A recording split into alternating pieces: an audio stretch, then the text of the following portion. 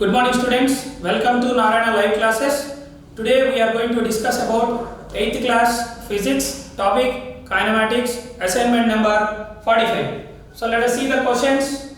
First question. A particle is 5 with a velocity u is making an angle theta with the horizontal. The change in velocity when it is at the highest point is.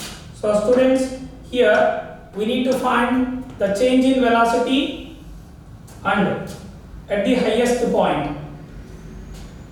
So let us see the oblique projectile. If this is x-axis, the horizontal direction, and this is the y-axis as a vertical direction.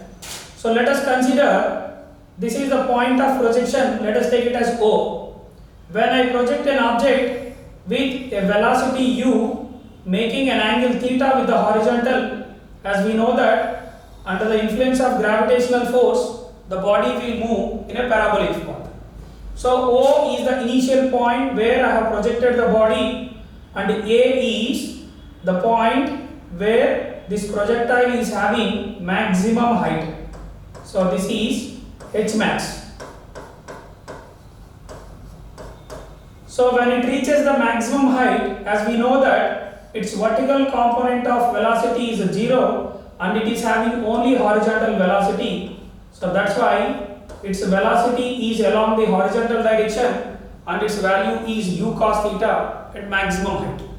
Now we need to find the change in velocity from point O to the point A. So students, if you take the initial vector at point O, the initial vector of the projectile u bar is equal to, so at point O, u is resolved into two components. One is u cos theta and another one is u sin theta. That's why the x component value is u cos theta. So therefore it is u cos theta into I cap plus the vertical component value is u sin theta. So therefore it is u sin theta into j cap. So this is the initial velocity vector at point O. Similarly, at point A, where A is the maximum height point, at point A, if you try to write the final velocity vector, the final velocity v bar is equal to, its horizontal velocity is always remains constant. That's why it is u cos theta into I cap plus, when it reaches the maximum height, its vertical component value becomes 0. That's why it is 0 j cap. This is the final velocity vector. So students, when you want to find the change in velocity, the change in velocity vector delta v bar is equal to the final velocity vector v bar minus initial velocity vector u bar. And as we have seen, the final velocity vector is, that is u cos theta into I cap plus 0 j cap, and initial velocity vector is, that is u cos theta I cap plus u sin theta j cap. So now if you simplify the equation, then you will get it as u cos theta I cap plus 0 j cap minus u cos theta I cap minus u sin theta j cap. So u cos theta I cap minus u cos theta I cap gets cancelled, and finally we will have 0 j cap minus u sin theta j cap. So that is equal to minus u sin theta j cap. So the change in velocity vector direction is along the negative y direction, but it is having magnitude mod delta v bar is equal to, that is equal to mod of minus u sin theta j cap. So that is equal to u sin theta. So the change in velocity from the point of projection to the maximum height is u sin theta. According to this, if you look at the options, third option is correct. So let's go with the next question, students. Two particles are projected with the same velocity but at angle of projection 35 degrees and 55 degrees.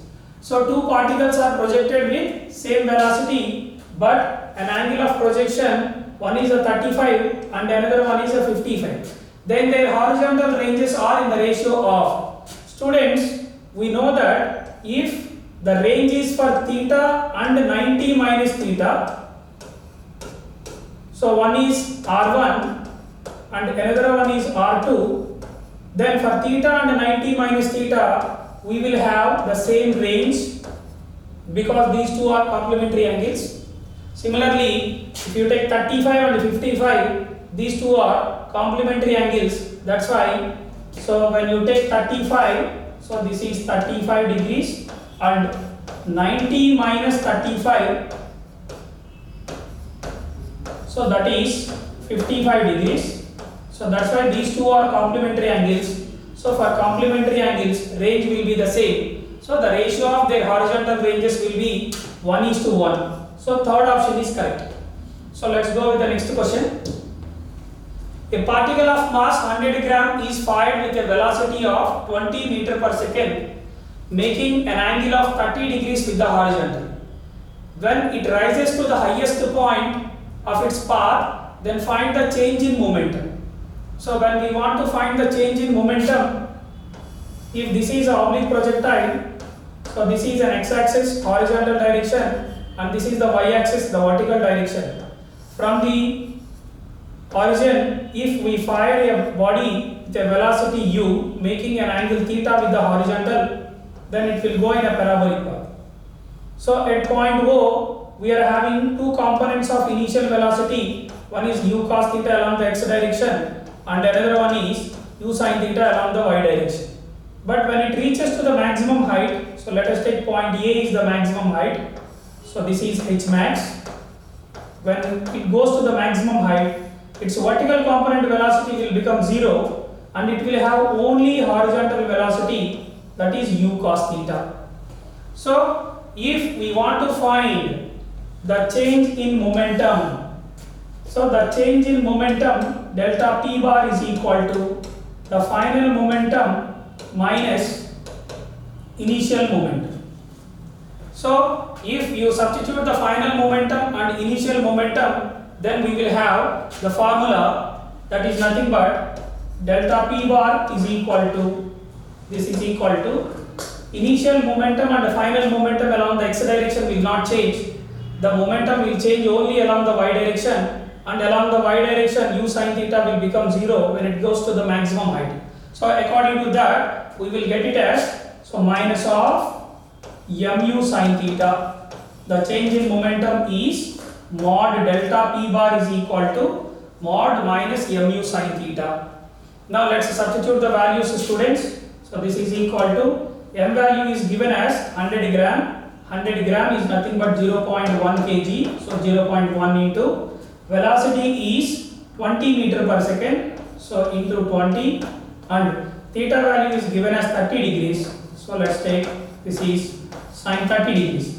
So this is equal to 0.1 into 20 into 1 by 2. So 10 into 0.1, that is equal to 1 kg meter per second. So this is the change in momentum of the projectile when it is goes from point O to point A. So according to this, the correct answer is 1. So let us see the next question. For complementary angles of projection theta and 90 minus theta, then multiplication of time of flights t1 and t2. Okay, so when we observe the projectile for complementary angles, so let us take, this is the horizontal direction and this is the vertical direction. When a body is projected with a velocity u, so if this is the angle of the projection with the horizontal, then with the vertical it is 90 minus theta.